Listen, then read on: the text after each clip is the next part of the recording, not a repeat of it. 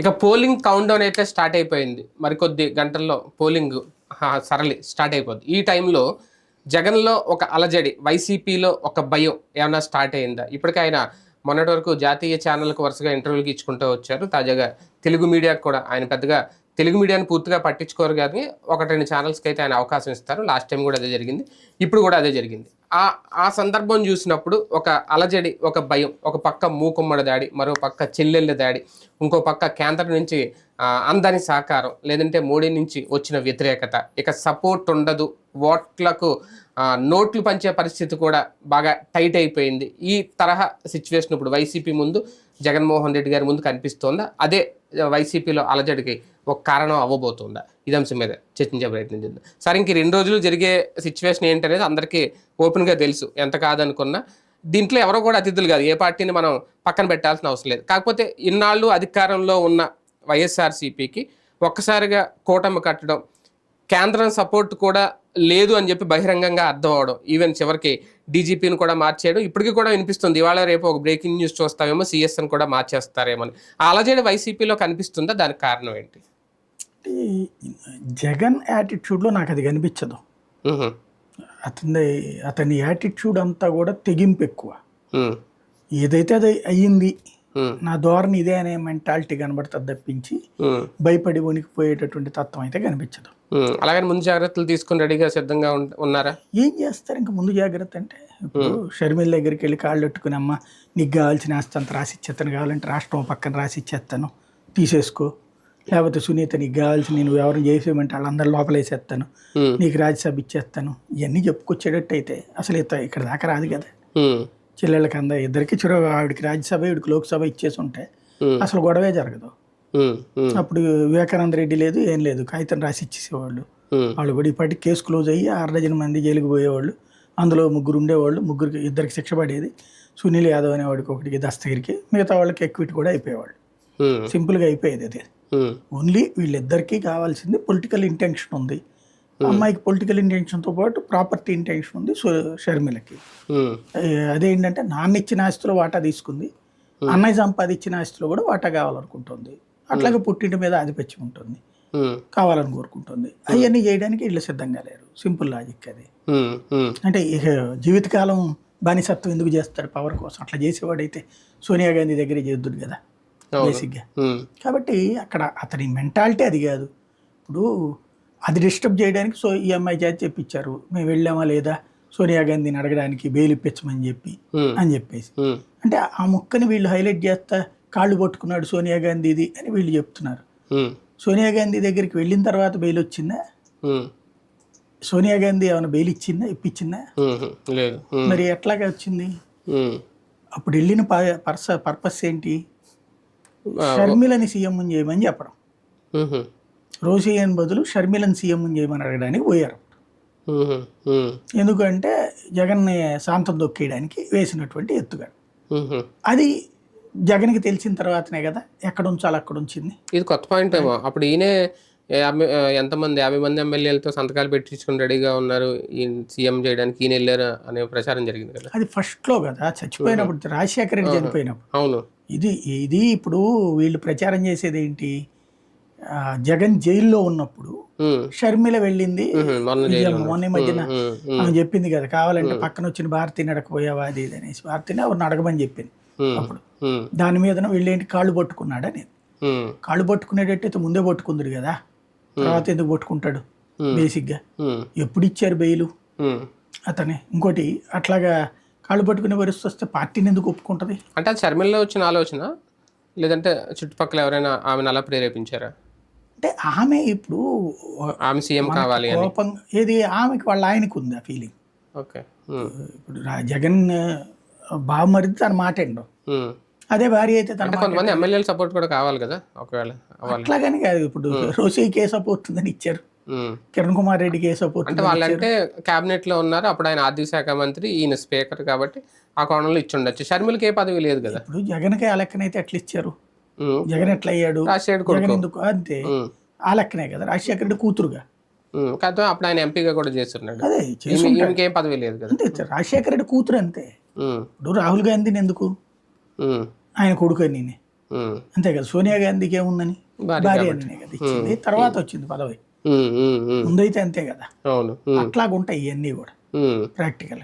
అంటే ఆ point of వ్యూలో అయితే జరిగింది కాబట్టి అప్పటి నుంచే మొదలైందా షర్మిల గారికి రాజకీయాల్లోకి రావాలి లేదంటే ఏదో పదవి తీసుకోవాలని? అంటే ఆవిడ అది ఇప్పుడు బయటకు వచ్చిందా? పాదయాత్ర చేసినప్పుడు బిగిన్ అయ్యి ఉంటుంది నేను అనుకోవడం అయితే. ఎవరో షర్మిల పాదయాత్ర షర్మిల చేసినప్పుడు పాదయాత్ర ఓదార్పు యాత్ర పేరుతో. విపరీతంగా తిరగడం మూలంగా అప్పుడు పబ్లిక్ లో వచ్చిన రెస్పాన్స్ చూసి ఉమ్. అదంతా తనని చూసి అంతగా ఉంది అన్నటువంటి ఫీల్ అయింది. అది వైఎస్ఆర్ కోసం వచ్చిన ఆదరణ ఒక రకంగా. అది అమ్మాయి అర్థం చేసుకోలేదు. ఈ ఇండివిజువల్ ఇది కాదు కదా. అంటే ఇక్కడ సమస్య ఎక్కడ వచ్చిందంటే అది అర్థం చేసుకోలేదు. ఉమ్. సెకండ్ స్టేజ్ లో వచ్చేటప్పటికి అన్నని అడిగింది, ఉమ్. అదంతా నాకు అంత ఆదరణ ఉంది కాబట్టి నాకు కూడా పదవి కావాలని అడిగింది, షేరింగ్ ఉమ్. ఇవ్వలేదు ఇతను. ఇతను ఏంటంటే ఇంటి నుంచి అంతమంది ఉండకూడదు, ఒకటేగా ఇంటి దగ్గర నుంచి అనేటువంటి ఇతని ఫీలింగ్. ఉమ్. వెంటనే అవినాష్ రెడ్డి లేకపోతే రవీంద్రనాథ్ రెడ్డి అంటారా, ఎవరిల్లు వాళ్ళయ్యే అంతే. అవును. అంతే తప్పించి ఇప్పుడు బాలకృష్ణ ఉమ్. లేకపోతే శ్రీభరత్, పురంధేశ్వరి అందరూ ఎవరిల్లు వాళ్ళు కానీ ఒకే ఇంట్లో నుంచి అనరు కదా. అవును. సంబంధాల పరంగా చూసుకున్నప్పుడు ఒకే ఇంట్లో నుంచి ఎక్కువ ప్లాట్ఫామ్ ఉండకూడదు అనేది ఇతని ఫీలింగ్. అది నిన్న కూడా చెప్పాడు కదా టీవీ నైన్ దాంట్లో కూడా మళ్ళీ బేసిక్గా. దానికి వ్యాపారం చేసుకుంటా అంటే సపోర్ట్ చేస్తానన్నాడు. ఈఎంఐ వ్యాపారం అంటే నాకు రాజకీయంగా నువ్వు మేమేమో నీ దగ్గరికి వచ్చి చేతులు దాచాలని మెంటాలిటీ ఈఎంఐది. ఇంట్లో from the beginning adamant character Sharmila అనేది అందరూ చెప్పేదే. ఎవరు తన పంతం నెగ్గాలనేటువంటి తత్వం అనేటువంటి. ఇతను కాస్త సాఫ్ట్గా చెప్తాడు, కఠినంగా ఉంటాడు. ఆ కఠినం అనేటువంటిది అంగీకరించలేకపోతే అది వదిన వల్ల అనేది ఈఎంఐ ఫీలింగ్ బేసిక్గా. అక్కడ ఒక డిస్ప్యూట్ నడుస్తుంది వాళ్ళిద్దరి మధ్యన. ఆ అమ్మాయితో మాట్లాడించిన అవలేదు. ఇంకా నెక్స్ట్ ఏముంటది, ఇప్పుడు షర్మిలను సునీత వాళ్ళిద్దరితో ఒకవైపు నుంచి పెట్టారు, ఇంకో వైపు నుంచి పవన్ కళ్యాణ్. ఇట్లాగే ఇంతమంది వచ్చారంటే అర్థం ఏంటి? ఇప్పుడు జగన్ అనేటువంటి వాడు ఆఫ్టర్ ఆల్ దేనికి పనికిరాడు అనుకుంటే ఇంతమంది ఎందుకు రావాలి? ఇప్పుడు అయిపోవాలి కదా మరి లెక్క ప్రకారం. ఆంధ్రప్రదేశ్లో ఒక హిస్టరీ క్రియేట్ అయింది. ఈ రికార్డు మళ్ళీ ఎవడు బద్దలు కొడతాడో తెలియదు. ఎందుకంటే పాదయాత్ర జగన్ ఒక రికార్డు, అది ఎవరు బ్రేక్ చేయలేదు కదా.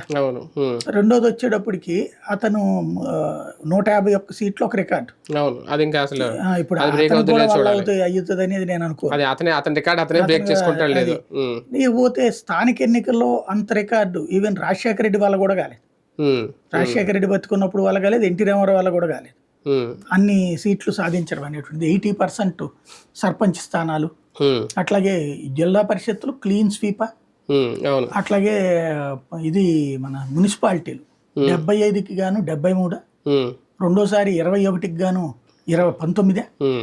అంత భారీ విజయం ఎప్పుడుందని ఎప్పుడన్నా మున్సిపాలిటీలు మొత్తం 100 వేసుకుంటే 100లో 2, 3 వీళ్ళకి వచ్చినాయి. అది కూడా ఒక లాటరీ ద్వారా, మిగతాది ఒక కౌన్సిలర్ ఇట్లాంటి దాని ద్వారా. అంత భారీ విజయం తెలుగుదేశం జీవితంలో రాలేదు 40 ఏళ్లలో కూడా. అలాగే కాంగ్రెస్లో కూడా జీవితంలో కూడా రాలేదు అది 100 ఏళ్ల కాంగ్రెస్ పార్టీలో. అట్లాంటి రికార్డు మున్సిపాలిటీలు ఇవన్నీ కూడా ఇంత సాధించగలిగాడు అన్నప్పుడు ఇంకొకటి ఏంటి, ఆ గ్రౌండ్ రియాలిటీ అంటే డబ్బులు చేతికి ఇయ్యడం అనే ఒక కొత్త ఒరవడికి శ్రీకారం చుట్టాడు. ఇవన్నీ కూడా ఖచ్చితంగా ప్రత్యర్థులు భయపెట్టినాయి. అందుకనే కదా అంత బతిన్లాడుకుని బీజేపీతో నువ్వు జనసేనతో పొత్తు పెట్టుకోవాల్సి వచ్చింది. కాబట్టి దానికి భయపడతాడు అనుకో.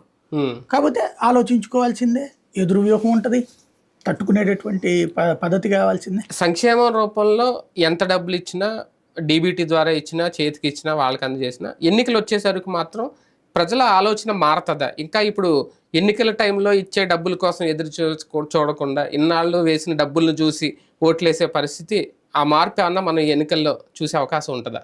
అదైతే కనుక అప్పుడు జగనే గెలుస్తాడు. ఎందుకంటే అప్పుడు డబ్బులు ఇవ్వడంలో కూడా వదిలిపెట్టట్లేదు కదా. అదే అవి ఇచ్చేసాను కదా, ఇంకా మీకు మళ్ళీ డబ్బులు ఏంటి అని అంటలే అతను. మళ్ళీ దీనికి 2,000, 3,000 రూపాయలు పంచే కార్యక్రమం కూడా పెట్టాడు. కాబట్టి జనాల టెండెన్సీ అనేది అట్లాగా అప్పుడు ఇచ్చేసారులే సరిపుచ్చుకుందాం అనుకునే మనస్తత్వం కాదు. ఎవరైతే డబ్బులు అలవాటు పడ్డాడు, అలవాటు పడ్డనోడికి ఏమి అసలు ఈ లెక్కేయడు. ఇప్పుడు మీకు నాకైతే ఎవడెవడు, నాకు అదే నవ్వుకుంటా అనమాట. మా ఇంటి దగ్గరికి వచ్చి డబ్బులు ఇస్తాను అన్నోడు ఈ రోజు వరకు లేడు. మా చుట్టుపక్కల వాళ్ళందరికి మాత్రం వచ్చినాయి. అవును. అంటే మనమన్నా ఇనిషియేటివ్ తీసుకుని వెళ్ళి అడగాలి, మాకు ఇవ్వలేదండి అంటే అప్పుడు ఇస్తారన్నమాట. అట్లా లేకపోతే కనుక మనం ఎవరో తెలుసు కాబట్టి ఇంటి దగ్గరికి ఎవడు రాడనమాట. దానికి కూడా కూటమి ఇప్పుడు బ్రేకులు వేసే ప్రయత్నాలు ఏమైనా జరుగుతాయా? వీళ్ళు కలవడం అందుకేనా డీజీపీని మార్చడం ఇవన్నీ చేస్తారు ఖచ్చితంగా. కాకపోతే ప్రీ ప్లాన్ గా నాకు తెలిసి గ్రౌండ్ లెవెల్లో ఇద్దరు కాంప్రమైజ్ అవుతారు, కానీ డబ్బులు ఇచ్చే చోట ఆపుకోరు. అవునా? ఎదుటి వాళ్ళని ఆపే ప్రయత్నం చెయ్యరు. చేస్తే అవతల వాళ్ళది కూడా ఇల్లు ఆపుతారు కదా. అవును. వైసీపీ ఏదో 10 మంది కార్యకర్తలు ఉండి ఎందుకు పనికిరాని పార్టీ అయితే వీళ్ళు ఆపడానికి ప్రయత్నిస్తే వాడు భయపడిపోతాడు. వాడు ఆల్రెడీ ఒక సిస్టమ్ తో వెళ్తాడు. ఇప్పుడు ఏంటంటే గొడవ పెట్టుకోకుండా డబ్బులు పంచడం అనేది చూసుకోవాలి. అంతే. ఇందులో ఎట్లుంటది అంటే చిన్న ఎగ్జాంపుల్ ఏంటంటే, నేను వైజాగ్ లో మున్సిపల్ ఎలక్షన్స్ అప్పుడు వెళ్ళా 2009 ఆ టైంలో, 8-9 ఆ టైంలో వెళ్ళాను. విజయవాడ నుంచి అప్పుడు వైజాగ్ బ్యూరో హెడ్గా వెళ్ళా. వెళ్తే విజయవాడలో అంతకుముందు 2014లో డబ్బులు పంచుతున్నప్పుడు మాకు చెప్పడం, మేము వెళ్ళటం, పట్టుకోవడం, అక్కడ పట్టించడం, ఇట్లాంటివి చాలా జరిగినాయి. 2004 ఎలక్షన్స్ ఫుల్ ప్లెడ్జ్డ్గా వెళ్ళాం. అలాగే జెడ్పీటీసీ, ఎంపీటీసీలు 2006లోనేమో జరిగింది. అవి అప్పటికప్పుడు కవరేజీలు చేసాం, భారీగా దూకుడుగా వెళ్ళాం. ఆ తర్వాత అక్కడికి వెళ్ళినప్పుడు అదే టైంకి కార్పొరేషన్ ఎలక్షన్స్ అనమాట, వైజాగ్ కార్పొరేషన్ ఎలక్షన్స్. అప్పుడు జరిగిన విచిత్రం ఏంటంటే, ముడసర్లోవన ఎక్కడో సంథింగ్ ఆదిలోవన ఏరియా గుర్తులేదు నాకు, గోపాలపట్నం పోలీస్ స్టేషన్ పరిధిలోకి వస్తుంది అనమాట. అక్కడ ఏదో కాలనీలో ఎట్టి డబ్బులు పంతున్నారు, ఫోన్ వస్తే వెళ్ళాం. వెళ్తే కరెక్ట్గా ఆ స్పాట్లో ఇదిగో ఆ లోపలండి అని చెప్పేసి లోపలికి వెళ్ళగానే తలుపులు బయటకు గడి పెట్టేశారు. ఏంటంటే, మీరు ఏముంది వస్తారు, మీరు తీసుకుంటారు, పోతారు, డబ్బులు మాకు వచ్చేది పోయేది నోటి దగ్గర ముద్ద, నువ్వు ఇస్తావా, మీ ఛానల్ ఇస్తుందా మాకు అని ఆ ఏరియా జనం. మిమ్మల్ని ఏం కొట్టట్లేదు, మీ మీద దాడి చేయట్లేదు, మేము డబ్బులు పనిచేసాక మిమ్మల్ని పంపిస్తాం, ఏమనబాకండి, ఏమనుకోబాకండి. అది అంటే డబ్బులు వస్తున్నోడికి అట్లాగా ఉంటది. కాబట్టి ఇప్పుడు కనుక తెలుగుదేశం వాళ్ళు ఫర్ ఎగ్జాంపుల్ వీళ్ళు డబ్బులు పంచుతుండగా ఆపిచ్చారు అనుకోండి, అప్పుడు ఏమొస్తుంది, మా నోటి దగ్గర మొదలాగారని వస్తుంది. అది నెగిటివ్ అవుతుంది అసలు కంటే కూడా. వీళ్ళు ఇవ్వకపోతే వచ్చే నెగిటివ్, లేకపోతే తక్కువ ఇస్తే వచ్చే నెగిటివ్ కంటే ఆ నెగిటివ్ ఎక్కువ అయిపోద్ది. అదే వీళ్ళు ఇంకోటి అట్లా జరిగింది అనుకోండి, వైసీపీ వాళ్ళు కార్యకర్తల నాయకులు ప్రతి సందుకుంటారు కదా, కార్పొరేట్లు వీళ్ళందరూ 400 మంది గెలుచున్నారు కదా, వీళ్ళందరూ ఏం చేస్తారు, టీడీపీ పంచుతుంటే అడ్డుపడతారు. అప్పుడు పోలీసులు అందరూ వస్తారు. అందరూ ఇప్పుడు వాళ్ళని యూట్యూబ్లోనూ వాట్సాప్లే కదా, ఇది కూడా డబ్బులు పంచుతుంటే పట్టుకుంటే చూశారు వదిలేస్తున్నారని చెప్పి గొడవ చేయరేంటి. అందులో ఈ టైంలో ఎలక్షన్ కమిషన్ కూడా వన్ సైడెడ్ గేమ్ ఉండదు. ఇప్పుడు ఎవడు పట్టుకున్నారనే చూపెడతారు. కాబట్టి నాకు తెలిసి ఏం జరుగుతుంది కాంప్రమైజ్, నేను గతంలో కూడా చాలాసార్లు చూసిందండి, డబ్బులు పంచుకునేటప్పుడు మీరు అటు రూట్లో పంచుకోండి, మేము ఇటు రూట్లో పంచుకుంటాం, మాది అయిపోయాక మేము అటు వస్తాం, మీరు ఇటు రండి. ఇది ఇంటర్నల్గా అండర్స్టాండింగ్తో చేసుకుంటారు. డబ్బులు పంచడం ఎవరు ఆపరు, ఒకళ్ళనొకళ్ళు చెడగొట్టుకోవాలని కూడా చూడరు. డబ్బులు అందించాల్సిందే. దాన్ని ఇద్దరం దాంట్లో పోటీలు ఒక్కోసారి కాంప్రమైజ్ అయ్యి ఎట్లా ఉంటుంది అంటే, ఫర్ ఎగ్జాంపుల్ ఇతను దేవినేని అవినాష్ గుడివాడలో చేసిన టైంలో 4,000 5,000 ఇవ్వడానికి రెడీ అయ్యాడు అతను. రెడీ అయితే వీళ్ళేమో మనం కొట్టుకుని ఎందుకబ్బా అని చెప్పి దేవినేని అవినాష్ వాళ్ళ మామగారు ఎవరు సంథింగ్ ఒక బంధువుతో నాని వాళ్ళ మనిషి మాట్లాడాడు, వీళ్ళ మామ ఎవరు మాట్లాడుకుని మన ఇద్దరం కలిసి మొత్తం ఆస్తులు తగలేసుకోవడం ఎందుకు, 1,500 ఇద్దామన్నారు. ఇద్దరు 1,500 ఇచ్చారు, కాంప్రమైజ్ అయ్యి ఇచ్చారు 1,500. ఇలా డబ్బులు మిగిలింది అనుకున్నారు, కానీ ఆ 1,500 ఇచ్చేటప్పటికి అక్కడ దెబ్బ కొట్టింది. ఇప్పుడు కూడా చూసారు కదా మన కళ్ళ ఎదురుకుండా 3,000 రూపాయలు ఇద్దరు ఇచ్చారు ముందు. ఆ 3,000 రూపాయలు బీఆర్ఎస్ ఇచ్చింది, 4,000 రూపాయలు కోమటిరెడ్డి ఇచ్చాడు. అది జనంలోకి వెళ్ళిందని వీళ్ళు 5,000 ఇచ్చారు, ఇంకో 2,000 ఇచ్చారు. ఇతను ఇంకొక 2,000 ఇవ్వడానికి రెడీ అయ్యాడు, 6,000 చేయడానికి. ఆ టైంలో ఇతను డబ్బులు ఆపిచ్చేశారు. అంటే రాజకీయాలు ఉంటాయి, అది అట్లాంటివి ఉంటాయి, స్పాట్ లో అడ్డుకోరు. అవును. ఒక రకంగా ఇదంతా ఒక దాడి అయితే, మీడియాను వాడుకునే విషయంలో అంటే వాళ్ళు టీడీపీ సానుభూతి పరులు అనుకోవచ్చు, జగన్ వ్యతిరేకులు అనుకోవచ్చు, సునీత కానీ లేదంటే షర్మిల గారు కానీ ఆర్కేకి ఇచ్చిన ఒక ఇంటర్వ్యూ ఒక బ్రహ్మాస్త్రం. ఎందుకంటే సునీత, నరేంద్ర రాజశేఖర రెడ్డి ఇద్దరు వచ్చి కూర్చొని మాట్లాడడం, వాళ్ళు చెప్పే నిజాలా కాదనేది సెకండరీ, వాళ్ళు చెప్పే ఎంతవరకు జగన్ మీద ఎఫెక్ట్ అవుతాయి అనేది మాత్రం చాలా కీలకం. ఆ విషయంలో వైసీపీ కానీ జగన్ గారు కానీ కాస్తంత మీడియా వాడుకోవడంలో రాంగ్ స్టెప్ అనేసారు. వీళ్ళు వాడుకుందామన్నా ఏం చెప్తారు, వీళ్ళు బేసిక్ సమస్య పబ్లిక్ లోకి ఒక మెసేజ్ అయితే పంపించారు కదా, ఏం జరిగింది ఆ రోజు అనేది. దానికి ఇతను ఏం చేయగలడు, ఉమ్, ఇతను దానికి కౌంటర్ చెప్పాలా? ఉమ్, అంత సుదీర్ఘంగా ఏమని చెప్తాడు ఉమ్, బేసిక్గా? ఉమ్, ఇప్పుడు క్రైమ్లో సస్పెన్స్ థ్రిల్లరు బాగుంటుంది కానీ ఉమ్, ఏం లేదు ఆఫ్టర్ ఆల్ అంటే ఏముండదు. అంతే. ఇప్పుడు ఫర్ ఎగ్జాంపుల్ దేవినేని రమణ చనిపోయాడు, ఉమ్, రైలు ప్రమాదంలో చనిపోయాడు. ఉమ్, రైలు ప్రమాదం జరిగింది, ఉమ్, కానీ అప్పుడు జనంలో నేరేషన్ ఏం క్రియేట్ చేశారు? దేవినేని రమణని చంద్రబాబు చంపించేశాడు అని ఒకటి, ఉమ్, కాంగ్రెస్ వాళ్ళు చంపించేశారు అని ఒకటి. రైలు భోగి ఒకదాని మీద ఒకటి ఎక్కి ఉమ్, పడి చనిపోతే ఉమ్, బేసిక్గా అది అట్లాంటిది ఒక నేరేషన్. ఇప్పుడు లేకపోతే రాజశేఖర రెడ్డి చనిపోయింది ఉంది, రిలయన్స్ చోటు చంపించేశాడు, ఉమ్, ఇది ఒక నేరేషన్. అప్పుడు జగన్ అదే క్రియేట్ చేశాడు, ఉమ్, దాన్ని అవతల వాళ్ళు ఏం చేయలేకపోయారు. ఉమ్, అంతే కదా, కాంగ్రెస్ ఏం చేయలేకపోయింది. ఉమ్, కాబట్టి ఇలాంటి క్రైమ్లో నిజం ఎవరికి అవసరం లేదు, ఉమ్, ప్రచారమే బాగుంటుంది, ఉమ్, హాయిగా ఉంటుంది. ఉమ్, లేకపోతే కాబోలు అన్నట్టు ఉంటుంది, ఉమ్, ఉమ్, కాబోలు అన్నట్టు ఉంటుంది. ఉమ్, అంతే. ఉమ్, ఆ, రాజీవ్ గాంధీ చనిపోయాడు, ఇందిరాగాంధీ చనిపోయింది, ఉమ్, అందరూ అందరూ ఏం ప్రచారం చేస్తారు ఇప్పటికి కూడా? వాళ్ళని దెబ్బతీయాలనుకున్న వాళ్ళు. సోనియా గాంధీ ఏమైంది? అప్పటిదాకా ముందు రోజు దాకా రాజీవ్ గాంధీ వెనకాల ఉన్నది, ఉమ్, కరెక్ట్గా ఆ రోజునే ఎందుకు రాలేదు ఉమ్, అంటే ఈవిడికి కేజీబీ ఏజెంట్ కాబట్టి ఇట్లా అని. అది వినడానికి బాగుంటుంది, ఉమ్, కాబట్టి దశాబ్దాలుగా అది ఒకటి చలమణిలోనే నడుస్తుంది. అవును. ఉమ్, అంతే తప్పించి దాంట్లో నిజమేవాడు ఆలోచిస్తాడు, ఎవడు జడ్జిమెంట్ ఇస్తాడు? ఉమ్, కాబట్టి వీళ్ళిద్దరు ఆరోపణలు అతను ఏం చేయలేడు. రెండోది ఏంటంటే ఇవాళ కాదు, అది మీకు ఒకసారి ఆంధ్రప్రదేశ్లో అబ్జర్వ్ చేస్తే ఈవెన్ 1983 నుంచి కూడా ఆ సెక్షన్ ఆఫ్ మీడియా ఎవరిని దేవుడుగా ప్రొజెక్ట్ చేయాలంటే వాళ్ళు దేవుళ్ళు అవుతారు, ఉమ్, ఎవరిని చెడ్డవాళ్ళుగా ప్రొజెక్ట్ చేయాలంటే వాళ్ళు చెడ్డవాళ్ళు అవుతారు. ఉమ్, మీకు 83 నుంచి ఇప్పుడు 2024 ఈ దాదాపుగా ఈ 40 ఏళ్లలో కాన్సెప్ట్ చూడండి. ఎన్టీ రామారావు మంచోడు, దేవుడు, ఆయన లేకపోతే రాష్ట్రం ఏమైపోయేదో, కాంగ్రెస్ నాశనం చేసేసేది. రెండవ దశలో ఆయన అమ్మాయిల పిచ్చోడు, ఉమ్, డ్రగ్ ఎడిక్ట్, ఉమ్, అట్లాంటోడు, అసలు ఈ రాష్ట్రానికి అనర్హుడు. ఉమ్, మళ్ళీ ఆ తర్వాత ఎన్టీ రామారావు అద్భుతమైన వ్యక్తి, కార్యదక్షుడు. ఉమ్, అంటే ఎప్పుడు ఎలా కావాలంటే అట్లాగా కన్వర్షన్ అన్నటువంటిది ఆ మీడియా చేసుకొచ్చింది కదా. ఉమ్, ఎక్సెప్ట్ చంద్రబాబు, ఉమ్, మీకు ఆ సెక్షన్ ఆఫ్ మీడియా ఉమ్, చంద్రబాబు తప్పించి మిగతా వాళ్ళల్లో దొంగలు కానోళ్ళు ఎవరు లేరు ఆడ దృష్టిలో. ఉమ్, అది రాజశేఖర రెడ్డిని చివరిదాకా ఫ్యాక్షనిస్ట్గానే ముద్రేశారు, ఉమ్, ఈవెన్ ముఖ్యమంత్రిగా ఉన్నప్పుడు ఫ్యాక్షనిస్ట్గానే ముద్రేశారు. జగన్మోహన్ రెడ్డిని అంతే చేస్తారు, కిరణ్ కుమార్ రెడ్డిని చేతకానుడిగానే చేస్తారు, ఉమ్, రోషయ్య దేనికి పనికిరానుడి కిందనే చేస్తారు. ఉమ్, ఒక్క చంద్రబాబు నాయుడు మాత్రమే ఈ రాష్ట్రంలో అద్భుతం, ఆయన వల్లనే మనందరం బ్రతుకుతున్నాం అనేది వాళ్ళు ఫీల్ అవుతారు, మిగతా వాళ్ళని ఫీల్ అవ్వమంటారు. ఉమ్, అసలు ఇవాళ బ్రతుకుతున్న వాళ్ళందరూ కూడా అన్నం తింటున్నా, లేకపోతే కనుక అంతకుముందు మనం అందరం అదేది పాత ఆదిమ జాతుల్లాగా బ్రతికే వాళ్ళమని, ఉమ్, కనబడ్డటువంటి పళ్ళు ఇవన్నీ చెట్ల మీద నుంచి రాలిన ఆకులు తిని బ్రతికేవాళ్ళమని, అంతకుముందు హైదరాబాద్లో కూడా ఎవడు బతికేవాడు కాదని అదే. అది చెప్తుంటే మనం విడప్పుడంతా అది కరెక్ట్ ఏంట్రా ఈ దుర్మార్గం అంటాం. ఉమ్, కానీ కరెక్ట్గా ఎలక్షన్స్ దగ్గరికి వచ్చినప్పుడు వీళ్ళు ఆ నేరేషన్లో క్రియేట్ చేసినప్పుడు మళ్ళీ ఆ ట్రాప్లోకే వెళ్తాం.